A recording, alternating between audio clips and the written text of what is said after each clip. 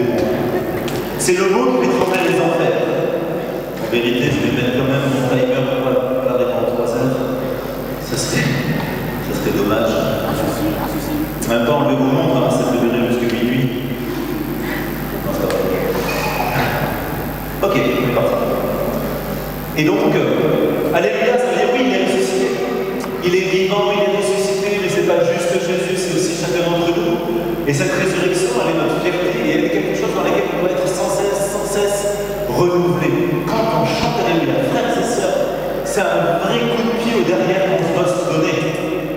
Et là encore, il y a des murailles de religiosité, d'éducation, qui au ciel, vous imaginez même pas comment on sera quand on chantera alléluia.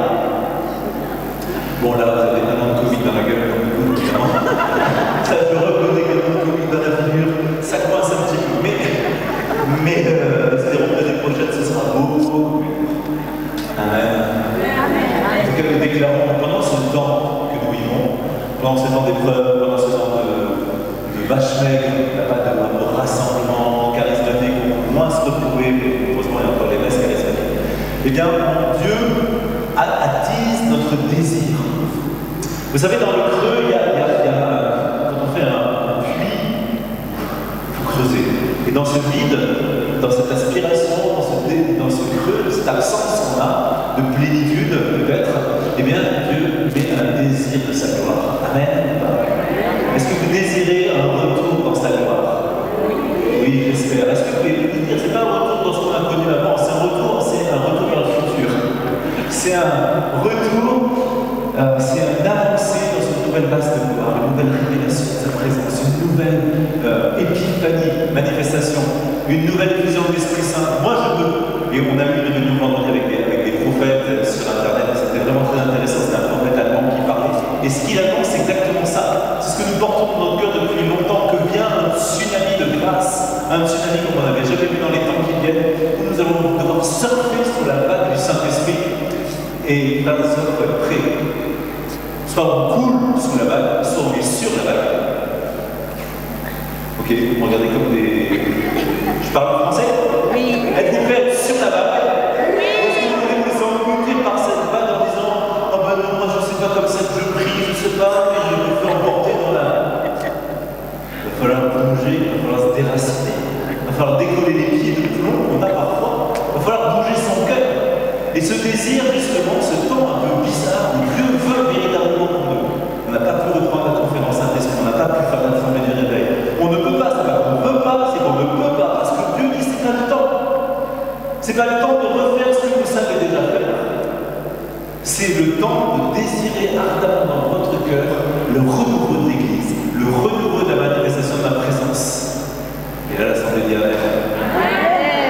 Frères et sœurs, vous oubliez un instant le manque de désir. Vous devez un peu exciter, que l'Esprit Saint excite votre esprit. Que l'Esprit Saint excite votre esprit pour que votre âme alourdie ne domine pas l'esprit. Il y a un combat entre l'esprit et la chair. C'est le propre des chrétiens. Et le raisonnement et les émotions, tout ça, ça peut maîtriser, maintenir le Saint-Esprit, votre esprit, et empêcher votre esprit d'être excité, c'est un terme biblique, exciter l'esprit par l'Esprit Saint. Moi, je veux que nous soyons tous excités par l'Esprit Saint. Et que nous disions à notre âme, espère contre toute espérance. Regarde plus loin que ce que tu traverses maintenant. Espère parce que sois fort, prends courage, espère le Seigneur. C'est ça le propre du chrétien. Puisque vous êtes ressuscité, alors vous n'êtes plus mort. Amen. C'est aussi bête que ça, mais ça veut dire ce que ça veut dire. Je peux être dans la mort spirituelle. Je peux être encore dans un mort. Et la culture de mort qui nous entoure veut influencer notre être spirituel. Veut mettre un esprit de mort dans notre esprit. Or, notre esprit, il est ressuscité avec le Christ. Notre esprit, il est déjà dans les lieux célestes avec le Christ. Où est-ce que vous vous situez? On a vu ça à la louange tout à l'heure. Et c'est un combat chaque matin de me dire, je suis dans les lieux célestes. Je me situe là-haut. Même si peut-être dans mon cœur, il y a de l'angoisse, il y a de la peine, il y a de la fatigue, il y a de la perturbation, il y a de l'ennui. Vous n'avez aucune idée à quel point je ressuscite quand je vis ce que je vis maintenant. Mais moi, c'est inscrit dans mon ADN spirituel, ces assemblées. Donc, moi, 1 an sans assemblée, j'en peux plus. Mais Dieu, il sait. Et vous êtes le plus beau cadeau de Pâques que d'être là aujourd'hui. C'est un cadeau de Dieu.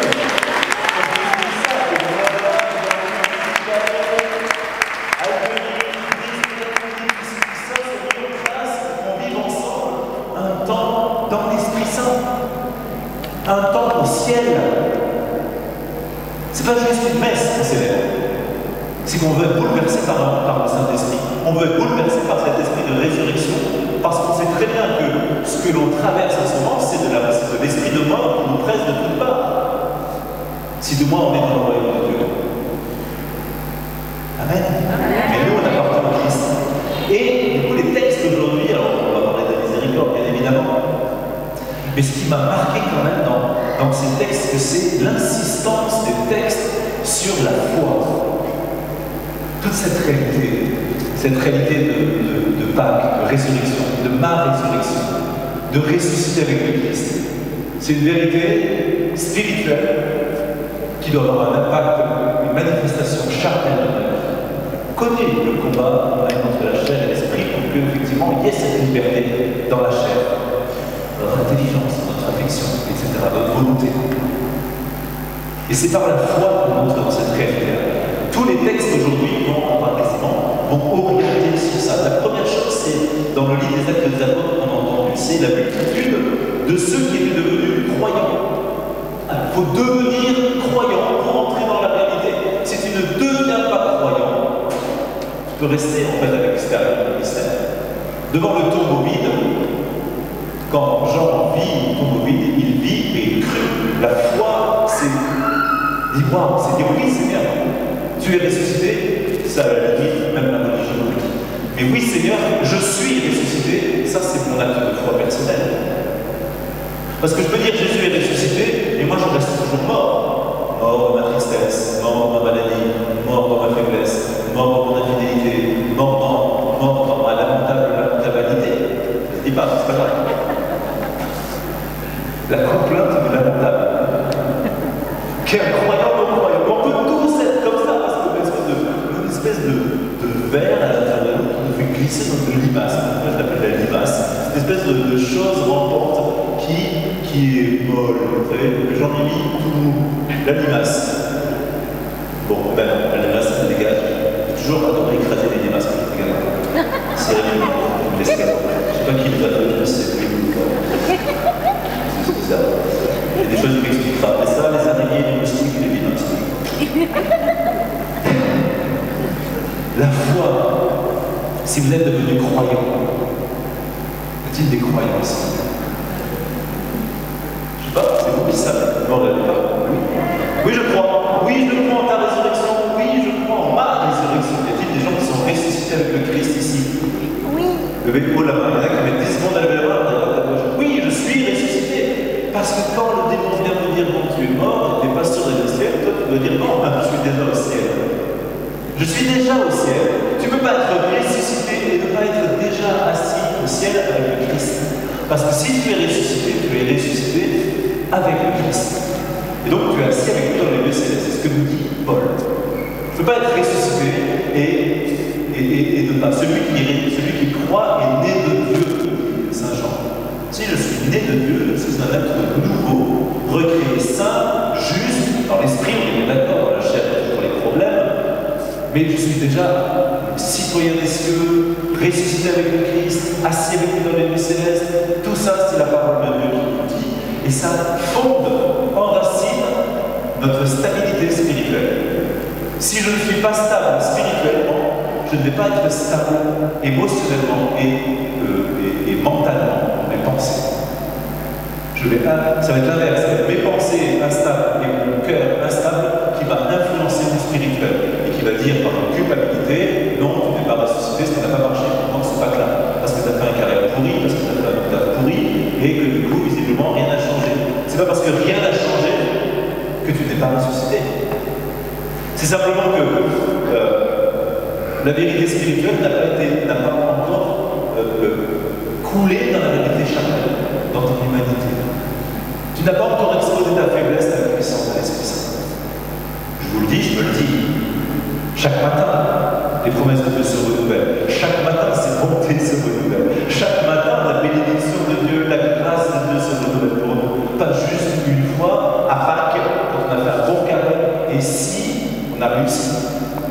On a qui ont réussi à faire l'amour carnal ici? Merci. Donc vous avez sans doute fait l'amour carnal si vous avez compris que vous étiez bon à rien sans la grâce de Dieu. Ceux qui sont devenus croyants par la foi, on devient quoi donc? On devient croyant en regardant le Christ, en accueillant le Christ, et je dis je suis croyant. Eh bien, il n'était qu'un seul cœur et une seule âme, et une unité qui s'opère. Cette foi a opéré en moi l'unité. L'unité, elle ne vient pas de mes œuvres, elle vient de la foi en Jésus-Christ. L'unité d'abord personnelle en moi. Le péché vient diviser en moi, de faire une séparation dans mon cœur, une dualité de cœur. Je dis que j'aime Dieu puis je l'offense en même temps. Ça, c'est une dualité.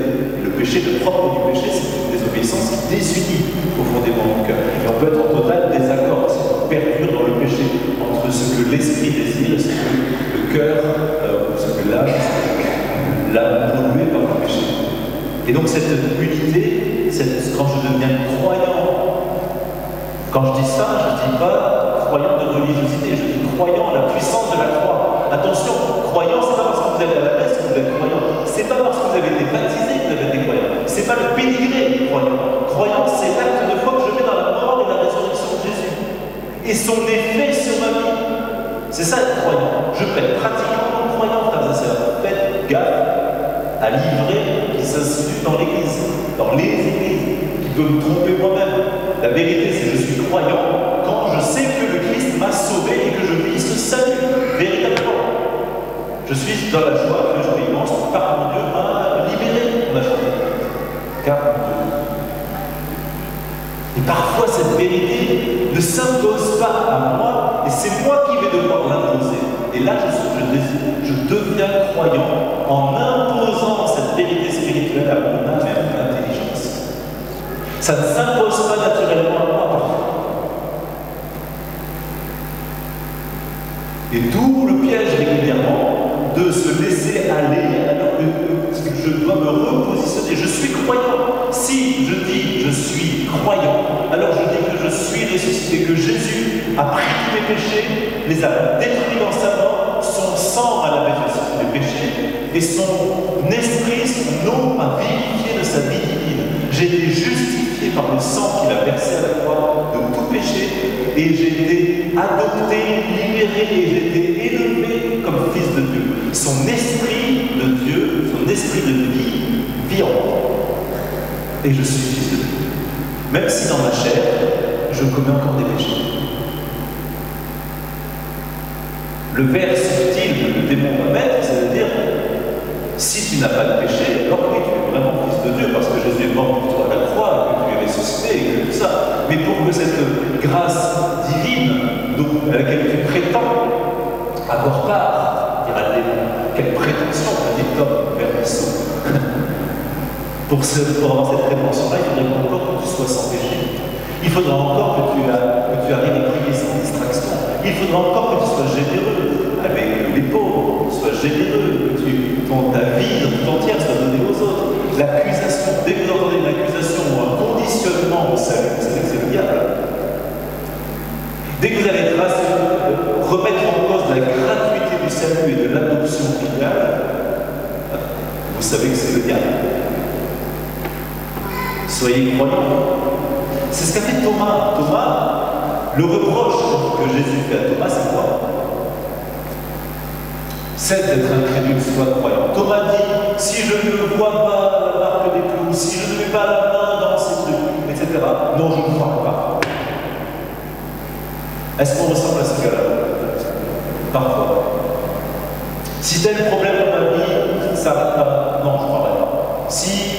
Si j'arrive à être fidèle, non, je croirais pas. Si, puisque je fais encore ce genre de choses, non, je ne crois pas que je suis ressuscité.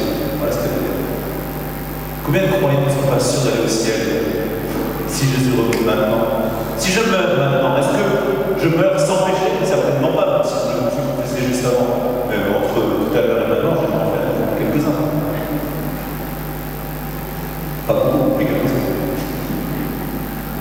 Mais est-ce que c'est ça qui va me garantir d'aller au ciel? Non, ce qui va me garantir d'aller au ciel, c'est que quand je vais arriver, il y a Jésus qui dit hey, oh, voilà le juste. Parce que je rentrerai dans la présence de Dieu comme le juste. puisque je suis justifié dans le Christ, rendu juste dans le Christ, et que ma vie est cachée dans le Christ. Celui qui va m'accueillir, le Christ, m'accueillera avec le cri de son sang et le cri de son eau, qui dira, je l'ai lavé, purifié, et je l'ai rendu vivant par mon nom, par mon Saint-Esprit. C'est ça que ça veut dire être croyant. Et donc Thomas dit, non, non, je ne croirai pas. S'il n'y a pas un miracle, non, je ne croirai pas. Si je ne suis pas libéré, si je ne suis pas exaucé, non, je ne croirai pas. J'ai fait une neuvaine, sur neuvaine, sur neuvaine, sur neuvaine. Si je ne suis pas exaucé, non, je ne croirai pas. Je ne croirai pas au miracle, puisque telle personne pour qui j'ai prié est tenue quand même morte. Ne conditionnons rien, de rien, de rien. La foi ne supporte pas la condition. Elle n'est pas conditionnelle. La foi n'est pas conditionnelle. La foi, elle est totale et intègre.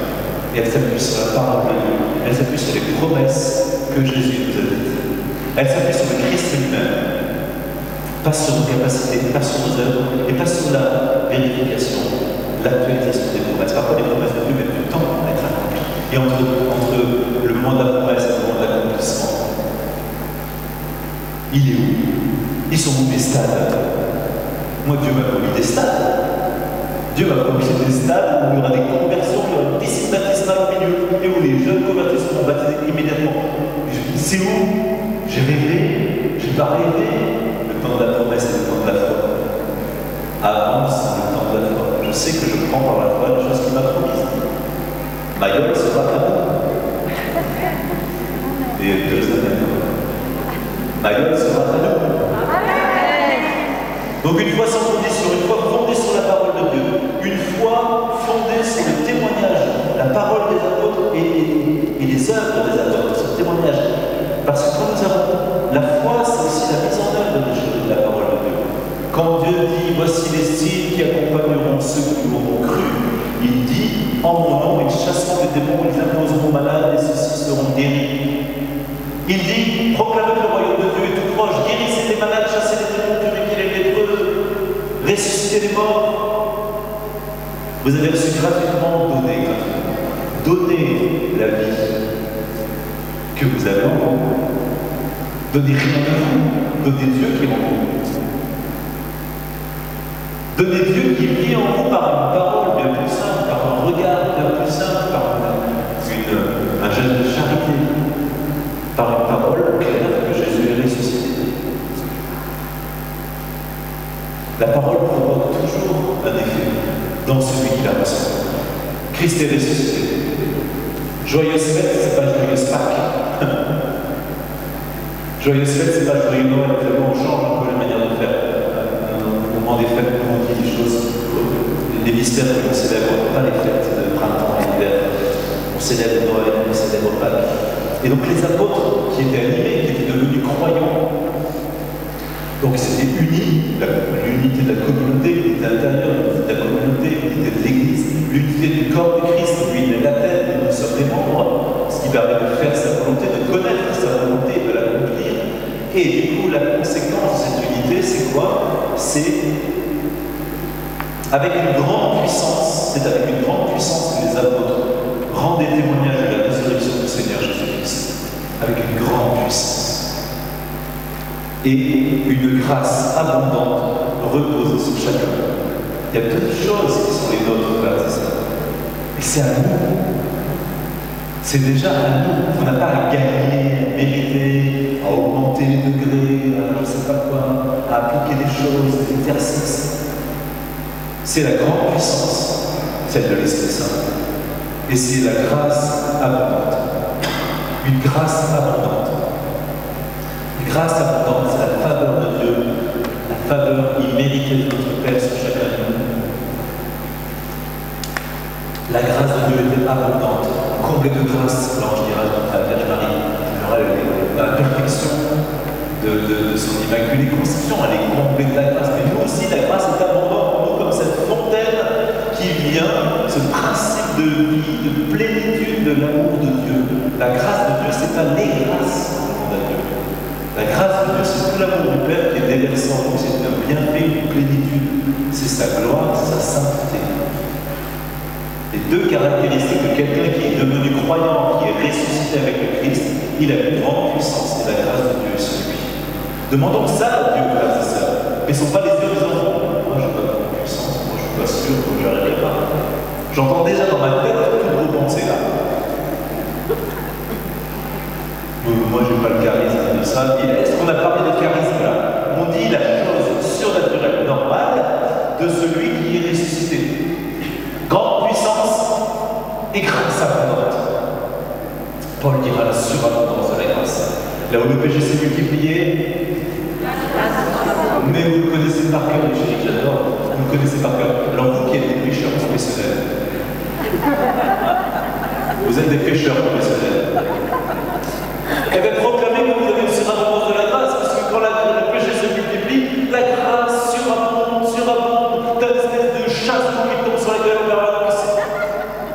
Si du moins tu deviens croyant, tu as un flot d'eau qui jaillit dans ton cœur pourri, sali, nauséabond, et pour qu'il ne soit plus nauséabond, pour que jamais tu ne restes dans la nauséabondance, la mauvaise odeur, tu ne sois plus dans la mauvaise odeur de ton péché. La grâce te lave. La croix est efficace. Tu as une croix montée dans ton cœur par ton baptême. Tu as l'étendard de la victoire, c'est la croix. J'ai fait une page simple et voilà. La foi, un seul cœur, une seule âme, on l'a déjà dit. La foi libère une grande puissance et elle libère cette grâce surabondante, je viens de dire. La foi fait naître de Dieu. C'est ce que nous avons dans la première lettre de Jean. Celui qui croit, celui-là est né de Dieu. En d'autres termes, celui qui ne croit pas, celui qui n'est pas devenu croyant, n'est pas né de Dieu. Donc il y a vraiment quelque chose de très important, encore une fois, croire n'est pas religiosité, croire est mise en application, de venir à la croix, de prendre les bénéfices de la croix. Je crois que je suis dans les deux célèbres, je crois que je suis passé de la mort à la vie, et que mon péché a été effacé, pardonné par ce sang. Celui qui croit en Jésus est né de Dieu. Il est né de Dieu. Jésus dira à Nicodème, ce qui est né de la chair est chair, ce qui est né de l'esprit est esprit, ce qui est né de l'esprit de résurrection qui a ressuscité Jésus d'entre les morts est né de Dieu. Paul dira, l'Esprit Saint est vie de Dieu en raison de l'œuvre de justice que Jésus a opérée à la croix. Et cette vie, c'est la cause de notre joie. Bien sûr, il y a la première cause de notre joie, c'est que notre dette est effacée, que nous sommes pardonnés. Mais la deuxième cause de notre joie, c'est que le Saint-Esprit est vie en nous. Puissance de vie, puissance de guérison, puissance de vie, la vie même qu'il y a au ciel, cette vie de Dieu. Elle n'est pas à l'extérieur de nous, cette vie de Dieu, elle est en nous. Elle est au cœur même de notre vie humaine. Et c'est notre vie humaine qui doit être influencée par la vie. Notre orientation, elle est vers les réalités spirituelles célestes. Tant que vous n'avez pas ressuscité un mort, tant que vous n'avez pas guéri un malade, tant que vous n'avez pas chassé des démons, tant que vous n'avez pas vu Dieu se manifester dans votre vie autour de vous, eh bien, ne vous ralentissez pas dans votre désir. Dites-vous pas, il y a différentes zones de chrétiens. Aspirez aux choses spirituelles. Aspirez aux réalités d'en haut, dit Jésus. Désirez les charismes, dit Saint Paul. Désirez ces outils spirituels qui font que l'on voit le royaume de Dieu au milieu de nous. Désirez surtout la prophétie, mais désirez guérir le malade, désirez puissamment manifester comme Pierre et Jean dans le temple de la porte du temple où on s'est paralysé. J'ai pas d'argent, j'ai pas d'or, mais c'est ce que j'ai, je te le donne. Au nom de Jésus, lève-toi et marche. Amen. Moi je prie. Ne culpabilisez pas si vous désirez pas encore, mais désirez-le. Désirez-le que dans ce temps que nous sommes, où nous ne sommes vraiment pas du tout, il y a vraiment. Pourquoi c'est ici? Bon, ben, je sais ce que c'est. Je regrette, je n'ai pas de réponse à cela. Évidemment, c'est incrédule.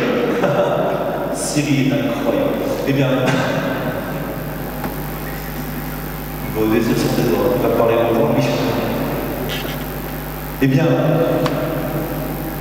dans le temps que l'on est et que Dieu, dans lequel il nous prépare, désirez ardemment entrer dans cette réalité spirituelle. Désirez ardemment être de ces chrétiens qui surfent sur la vague. Le chrétien qui surfera sur cette nouvelle vague, c'est des chrétiens qui surferont sur la vague surnaturelle de Dieu. Pas des chrétiens qui surferont sur de la religion.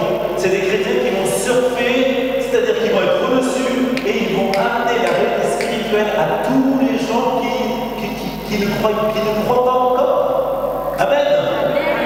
Allez-vous être de ces gens-là? Allez-vous opérer le déplacement de monter sur la vague ou rester sur la vague et surfer sur la vague? Ou allez-vous vous laisser une vague et vous engloutir et vous fracasser? Parce que la vague, quand elle va venir, les religieux, la religiosité, elle sera fracassée. Évidemment. C'est le temps de la conversion pour chacun d'entre eux. C'est le temps de la remise en cause pour chacun d'entre eux. On ne peut pas être ressuscité sans une remise en cause, sans une purification. Et moi, je bénis Dieu pour ce temps qu'on a depuis 1 an où on est purifié. Même si on se lamente, dans cette lamentation, Job était quand même purifié quand il se lamentait. Même si dans notre chair, il a on souffre, il y a une purification tant que vous gardez les yeux fixés sur la réalité spirituelle qui vient. Amen. Amen. Y a des candidats pour guérir les malades ici? Levez tous maintenant. Ok, bravo. Y a-t-il des candidats pour baptiser dans l'esprit? Toute personne qui aura envie de recevoir l'Esprit Saint. Amen. On aura besoin de vos mains. Y a-t-il des candidats pour recevoir des mots de prophétie? Pour parler au nom de Dieu? Amen. C'est bien, Dieu vous voit, alors il prend note. Il y a des secrétaires de l'eau qui vont opérer, c'est qui lever la main, c'est qui lever la main. Moi, je ne me gêne pas ce genre de truc. Il y a un stade comme ça. Amen. Celui qui croit, celui-là est vraiment Dieu. Et cette naissance de Dieu, elle se manifeste parfois. C'est celui qui aime le Père, qui engendre le Fils, aime aussi le Fils. Quand tu aimes Dieu, quand tu es né de Dieu, tu rentres dans ce qui fait Dieu, ce qui caractérise Dieu, l'amour du Père pour le Fils et l'amour du Fils pour le Père. Et tu sais que tu es né de Dieu parce que tu aimes Dieu. Que ton cœur est bouleversé par l'amour de Dieu et désire l'amour de Dieu. Et tu sais que tu aimes Dieu parce que tu gardes ses commandements, donc il y a encore aujourd'hui.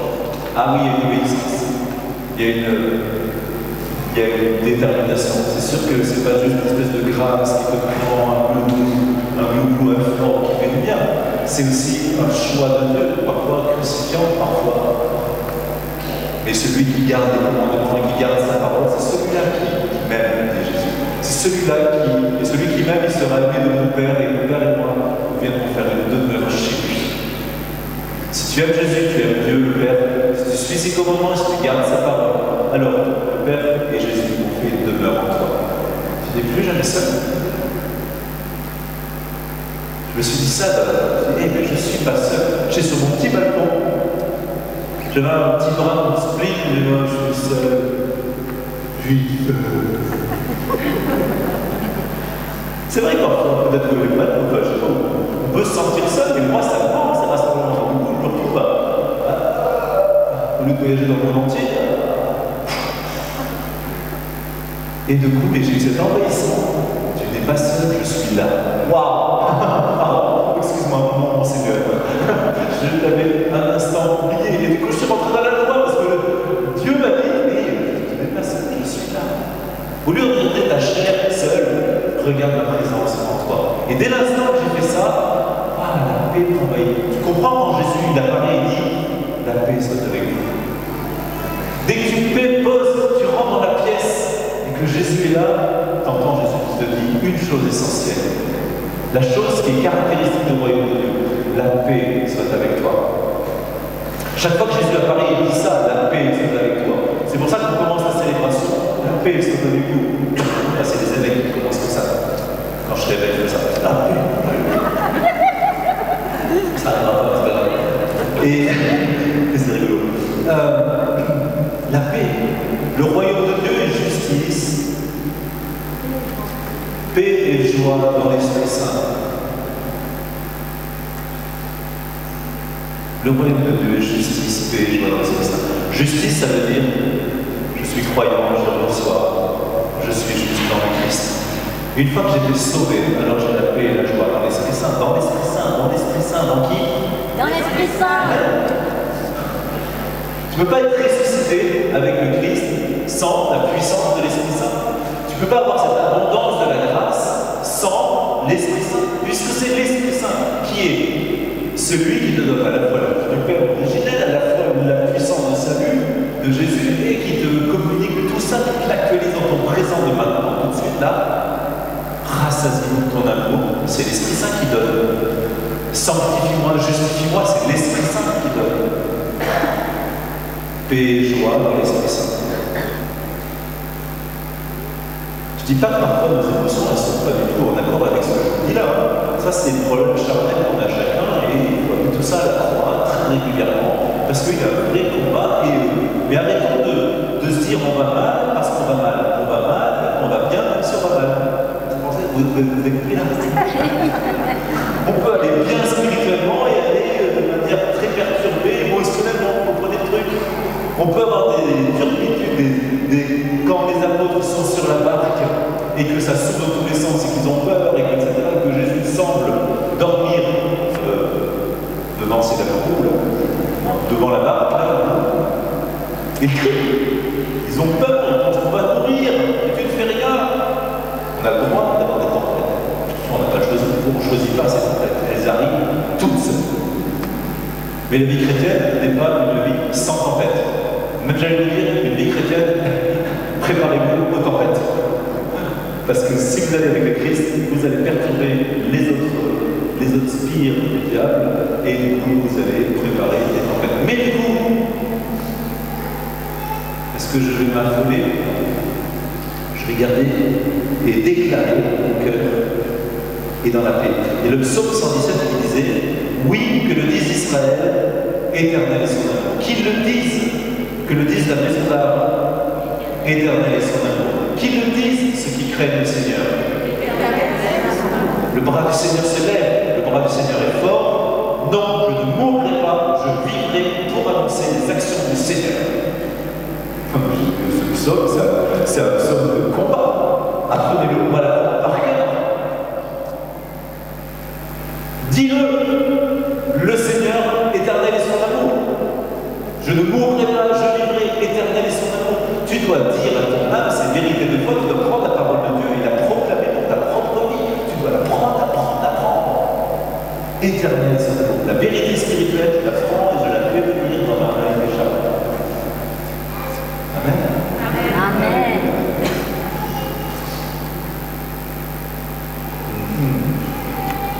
Il me reste 6 minutes 44.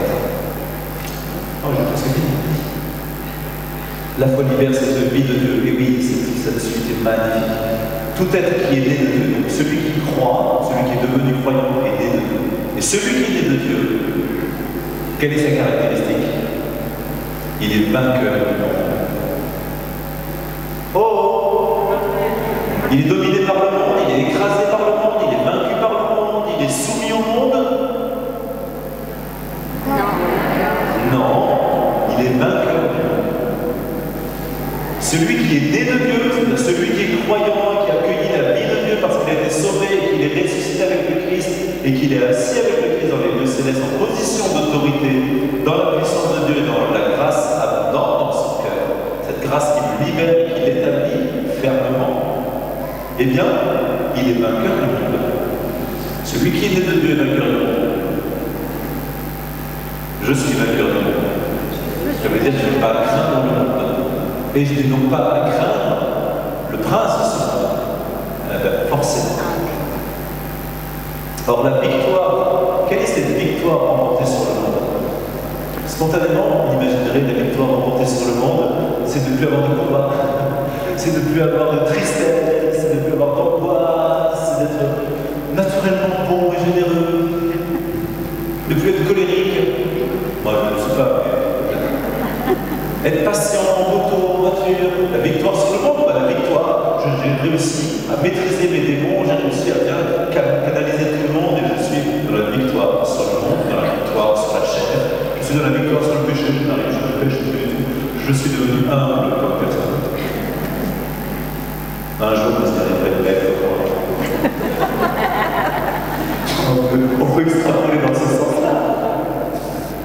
La victoire sur le monde, c'est la foi. Elle ne reste le perplexe. La victoire sur le monde, la victoire remportée sur le monde, c'est notre foi. La victoire remportée sur le monde, c'est que nous croyons. Amen. C'est que nous croyons, ça veut dire si nous croyons dans notre cœur et si nous affirmons de notre bouche, alors nous déclarons notre salut, notre élévation dans la résurrection. Nous déclarons que nous sommes fils de Dieu. C'est cette déclaration de foi qui opère la victoire sur le monde. Vous comprenez qu'il y a une mise en application.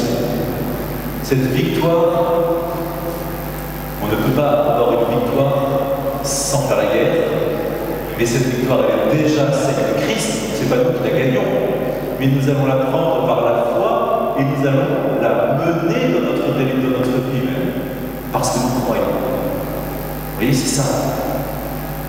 Nous prenons cette victoire de Jésus, parce que nous croyons en cette victoire de Jésus, et nous l'amenons dans notre vérité spirituelle.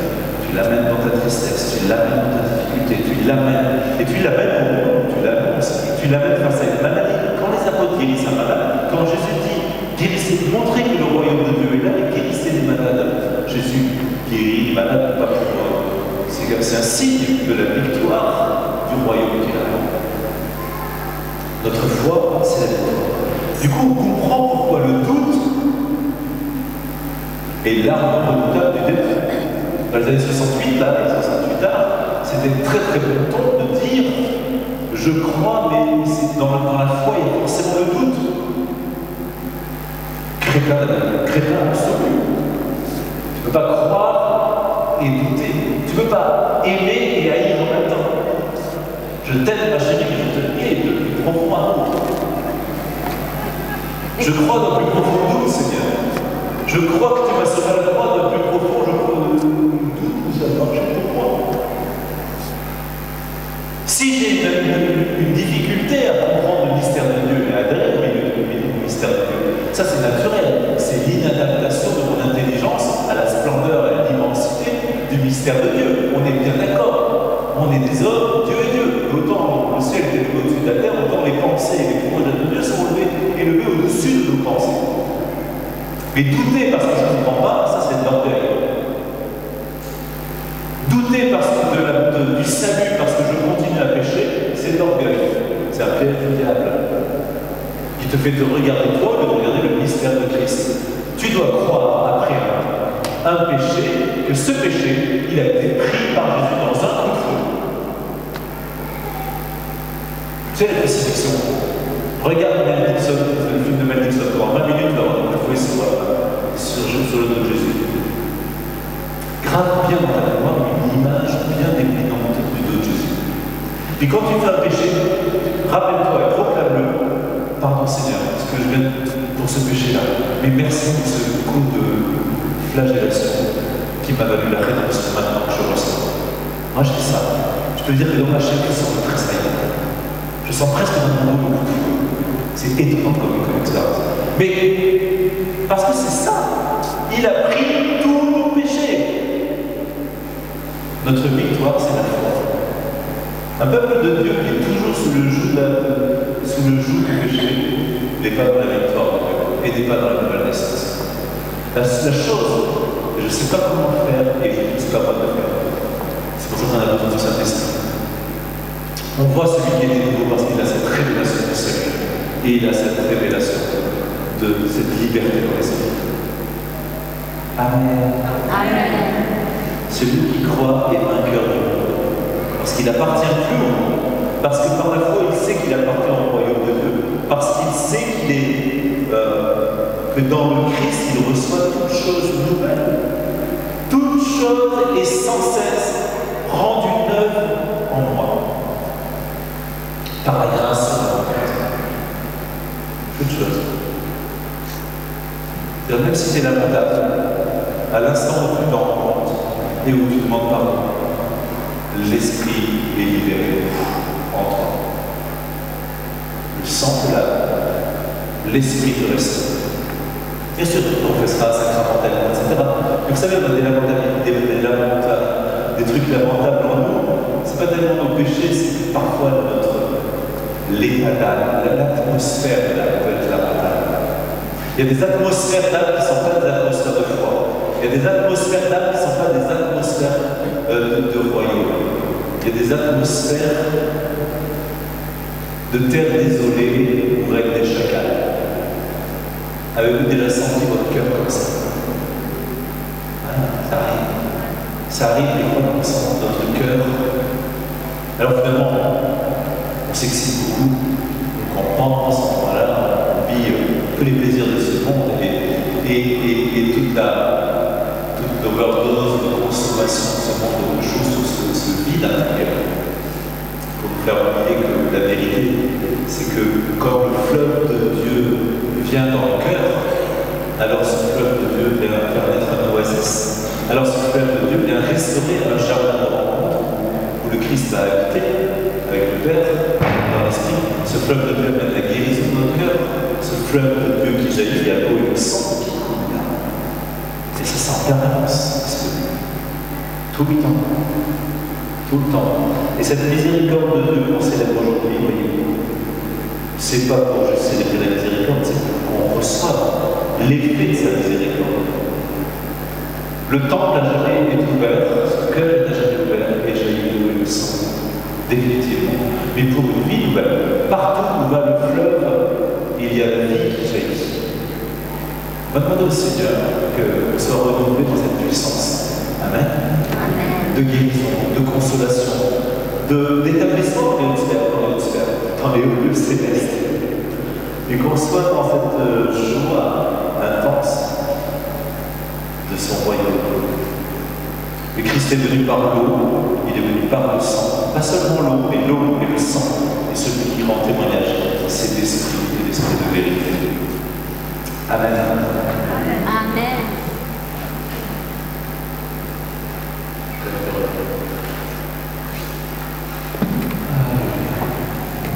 C'est de tirer le